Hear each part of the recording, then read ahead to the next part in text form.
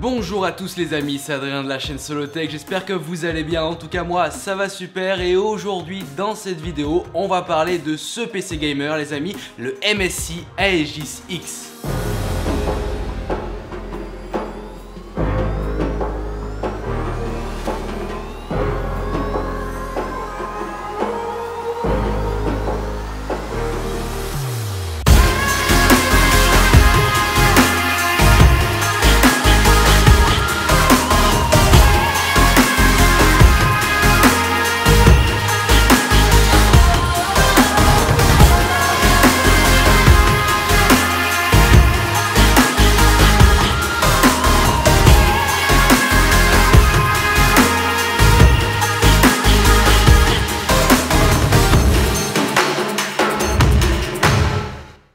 Donc voici le Aegis X, ce PC gamer signé MSI les amis. Pour ma part, je le trouve plutôt joli avec de très belles courbes et c'est vrai un design et un boîtier assez futuriste, assez gaming. Franchement voilà, on rentre bien dans l'ambiance quand on le voit posé sur le bureau. Voilà, après sur la face avant, les petites LED comme d'habitude des familles qui sont plutôt classe et qui là aussi renforcent le look gaming de ce PC de chez MSI. Bien sûr, le truc cool c'est que vous pourrez directement personnaliser les LED dans le logiciel qui sera inclus dans le PC, ce qui peut être pas mal pour vous donner une propre identité à cette tour. Donc voilà, pour commencer, le design de ce MSI Aegis X me plaît tout particulièrement. Voilà, il est très joli, je sais pas vous ce que vous en pensez, n'hésitez pas à me le mettre dans l'espace commentaire sur ce que vous pensez du design de ce MSI Aegis X. Donc maintenant rentrons plus précisément dans les caractéristiques techniques de ce MSI et surtout je vais vous dire les composants qu'il embarque à l'intérieur de cette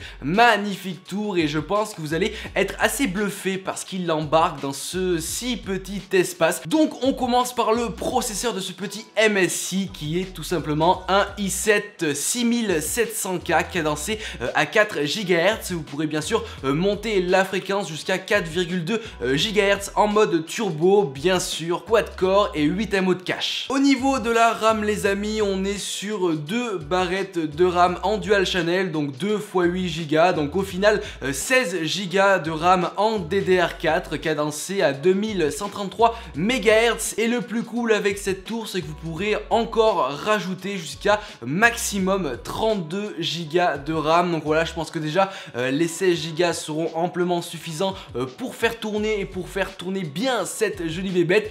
Mais en tout cas voilà, 16 Go de RAM en DDR4 c'est plutôt cool. Donc au niveau du stockage les amis, c'est plutôt cool. Ce petit MSI Aegis embarque un petit disque dur de quand même 2 Tera cadencé à 7200 tours minute. Donc voilà, 2 Tera ça sera quand même assez cool pour stocker toutes vos données. Et ce n'est pas tout, il embarque aussi non pas un mais 2 SSD de 128 Go au format M2 tout simplement. Donc voilà, ils sont assez petits, ils prennent pas de place et comme ça il y en aura 2, il y aura pas de jaloux. Donc voilà, au niveau du stockage, le combo HDD et double SSD ça sera plutôt bon pour un PC gamer, même très bon pour le lancement de vos jeux, pour le lancement du PC en lui-même. Mais en tout cas voilà, ce sont des SSD M2 dernière génération, donc au niveau de la rapidité il n'y aura aucun souci. Alors maintenant on rentre dans le composant le plus important pour un PC gamer, c'est bien sûr la carte graphique. Et ce PC de chez MSI embarque tout simplement une GeForce GTX 1080 les amis, donc bien sûr 8 Go DDR5 avec à l'arrière un port HDMI et divers ports DisplayPort. Mais en tout cas voilà, une petite GeForce GTX 1080, ça fait du bien, ça donne du souffle et surtout vous aurez de très beaux graphismes. Je vous en parlerai un peu plus précisément au fil de la vidéo. Bien sûr, tous les composants sont alimentés par une petite alimentation de seulement 600 watts certifié 80+ Silver. Donc voilà, ça suffira amplement pour faire tourner au maximum tous ces petits composants. Donc maintenant au niveau des connectiques, que ce soit à l'arrière au niveau de la carte mère, que ce soit à l'avant au niveau du boîtier, il y en a plutôt beaucoup. Donc je vais toutes vous les énumérer dans cette vidéo. Donc vous retrouverez sur ce PC en plus des connectiques de la carte graphique 2 HDMI donc directement reliés au processeur. Vous aurez aussi 9 USB 3.1 donc les USB dernière génération. Vous aurez aussi une petite prise USB type C juste à l'avant du boîtier. Vous aurez aussi 2 USB 2.0, bien sûr la célèbre prise jack micro et casque, donc elles sont séparées. Donc vous aurez d'un côté un jack micro et de l'autre côté un autre jack pour le casque. Vous avez bien sûr le petit port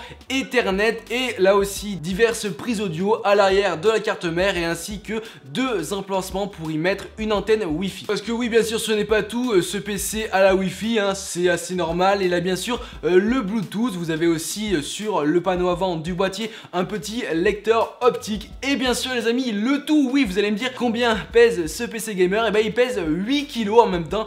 On s'y attendait vu le mastodonte et vu ce qu'il embarque à l'intérieur. 8 kg, c'est assez lourd, je vous l'accorde, mais en tout cas, vu tout ce qu'il embarque à l'intérieur, c'est un bon poids. Donc maintenant, au niveau de ses particularités, parce que oui, ce petit MSI Aegis X a certaines particularités.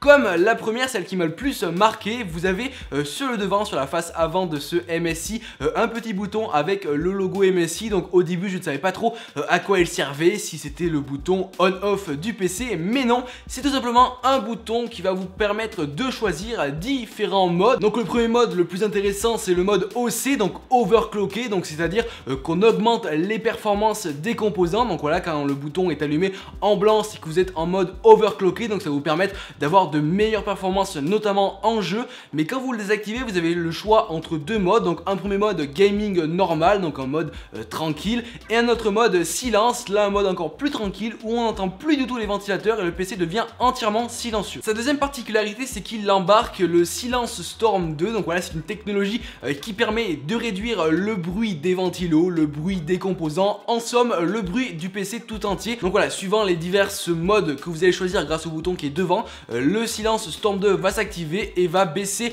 au maximum le bruit. Et franchement, j'ai été assez étonné au niveau du silence de ce PC parce que c'est quand même un gros PC gamer.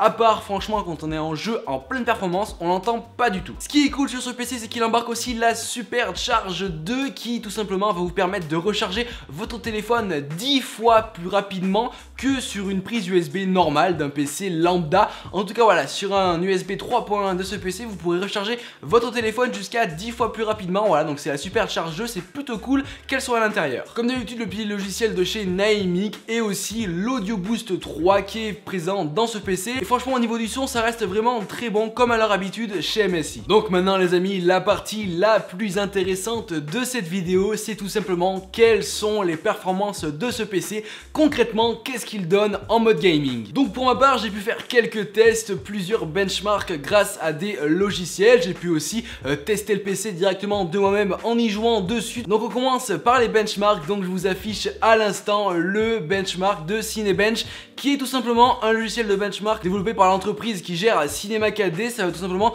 vous permettre de tester les performances de votre PC sous OpenCL. Et là, comme vous pouvez le voir, le score est plutôt bon, hein. On tourne environ à 112 FPS sous OpenCL. Donc voilà, c'est un bon score, c'est plutôt pas mal. J'ai pu aussi faire d'autres benchmarks. Là, je vous affiche le benchmark de chez PCMark. Donc voilà, c'était un benchmark plus classique sur des performances plus bureautiques multimédia. Et là aussi, il s'en sort plutôt bien, comme vous pouvez le voir, il a un bon score. Et au final, j'ai fait un dernier benchmark sur le logiciel 3D Mark avec tout simplement plusieurs tests graphiques qui demandent pas mal de ressources. Donc on s'en sort plutôt bien, le score est vraiment énorme, comme vous pouvez voir sur le graphique. Le score qu'on a eu au final est vraiment magnifique, il dépasse toutes les espérances pour ce PC là. En tout cas voilà, ce PC là, au vu des benchmarks, j'ai pu aussi le tester sur divers jeux comme le jeu PUBG, le jeu PUBG qui demande quand même pas mal de ressources au niveau RAM, au niveau processeur. Et ben franchement, il le fait tourner très bien. J'ai aussi pu tester le jeu Dirt 3, GTA 5, enfin bref voilà, ce PC est d'une performance inégalable. En même temps, avec le processeur qu'il a et la carte graphique qu'il a, on peut pas s'en plaindre. Les performances sont au rendez-vous, que ce soit en jeu performant, en jeu moins performant, on a de très bonnes qualités. Moi par exemple, j'ai fait tourner tous les jeux que j'ai testés en ultra à minimum 60 FPS. Donc voilà, ce PC est un PC de malade. Il a vraiment des performances folles, des performances hors du commun. Mais en tout cas voilà, les benchmarks sont bons, les tests que j'ai pu effectuer au niveau des jeux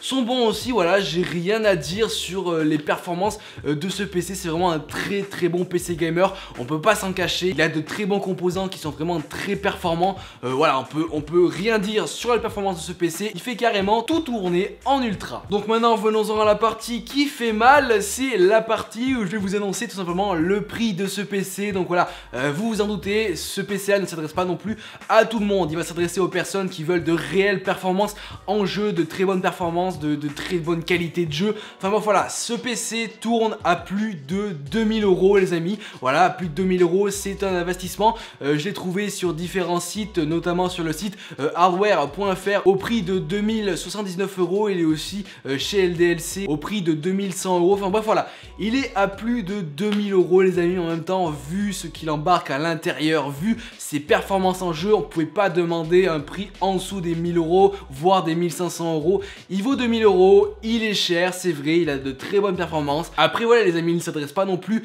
à tout le monde, il ne s'adresse pas non plus à toutes les bourses. C'est un très bon PC gamer, mais un PC gamer très cher. Donc en conclusion les amis, quoi de mieux que de vous donner mes points positifs et mes points négatifs. Donc pour ma part, les points positifs sont les suivants, tout simplement le design que je trouve vraiment très joli, hein. Franchement il n'y a rien à dire, hein. C'est un design signé MSI, c'est pro, c'est net, c'est précis. Les performances en deuxième point positif, parce que oui, on peut pas le cacher, il a un i7, il a 16 Go de RAM, il a une 1080, c'est des performances de qualité, autant en jeu qu'autant pas en jeu. Voilà, double SSD M2, enfin voilà, les performances sont au rendez-vous, c'est un très bon PC. À ce niveau-là, bien sûr, le mode overclock qui est un autre point positif, parce que en un clic sur un bouton, on peut booster les performances de son PC, et ça c'est plutôt cool, c'est la première fois que je vois sur un PC gamer. Ensuite, mes deux derniers points positifs, c'est tout simplement la poignée de transport qui se trouve à l'arrière du PC. Donc voilà, comme je l'ai dit, il fait 8 kg, il est assez lourd. Donc voilà, c'est un plus d'avoir une petite poignée de transport à l'arrière pour pouvoir le transporter un peu partout où on va. Et le dernier point positif, c'est la personnalisation, autant au niveau de l'extérieur avec la personnalisation des LED, autant au niveau de l'intérieur avec la personnalisation des paramètres, et aussi voilà du mode overclock, etc. Voilà, c'était mes points positifs. Au niveau des points négatifs, il y a l'accès aux composants qui est assez difficile, parce que c'est vrai qu'on peut pas forcément l'ouvrir entièrement, on peut pas avoir accès aux composants, et je pense que si un jour il y a un souci ou qu'on doit changer une pièce, ça sera plutôt difficile d'avoir accès à ces composants. Donc voilà, c'est un petit point négatif à ce niveau là. Ensuite, je le trouve assez encombrant, hein. C'est vrai qu'il a un design et des courbes qui font qu'il est gros, il est encombrant, il pèse lourd. Voilà, pour moi c'est un petit point négatif. Et bien sûr le prix au-dessus de 2000 €, là aussi c'est un point négatif, mais en même temps on peut pas non plus faire mieux sur ce point là. Donc voilà les amis, j'en ai fini avec la présentation de ce petit MSI Aegis X. J'espère que ce PC gamer vous aura plu. En tout cas moi ça a été un plaisir de l'avoir chez moi et d'en faire une vidéo. N'hésitez pas à récompenser mon travail s'il vous a plu en mettant un petit like à cette vidéo, et bien sûr j'attends tous vos avis dans l'espace commentaire concernant ce petit MSI Aegis X. En tout cas voilà, n'hésitez pas à vous abonner à la chaîne. Moi je vous dis à plus dans une prochaine vidéo. Allez, ciao tout le monde.